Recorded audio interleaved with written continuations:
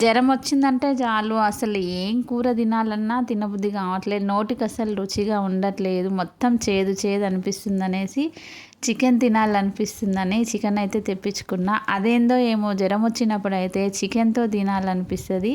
మీరు కూడా ఇలాగే తింటారా? నాకే కాదు మా పిల్లలు కూడా అంతే, చికెన్ అయితేనే కొంచెం తింటారనమాట.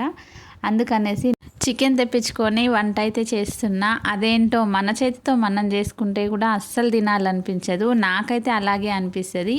ఇంకా నిన్న మొన్న అయితే అమ్మ వండి చేసి పెట్టింది కాబట్టి కొంచెమైనా తినేది. ఇంక ఈరోజైతే నేనే చేసుకుంటున్నా కాబట్టి తింటానో లేదో కూడా తెలీదు, కానీ చికెన్ అయితే తెప్పించి వంట అయితే చేస్తున్నా. జ్వరం వచ్చినప్పుడు చికెన్ మటన్ తినొద్దంటారు, కానీ మాకేమో జ్వరంతో ఉన్నప్పుడు చికెన్ తింటేనే జ్వరం తక్కువ అవుతుందన్న ఫీలింగ్ అనమాట. అందుకని వంట అయితే చేసి కొంచెం అన్నం అయితే పెట్టుకొని తినేస్తున్నాను. కంటిన్యూగా ఇంకా 2-3 డేస్ అయితే చికెనే అవుతుంది. ఇంకా రోజు చికెన్ తినేసరికి అది కూడా తినబుద్ధి కావట్లేదన్నమాట.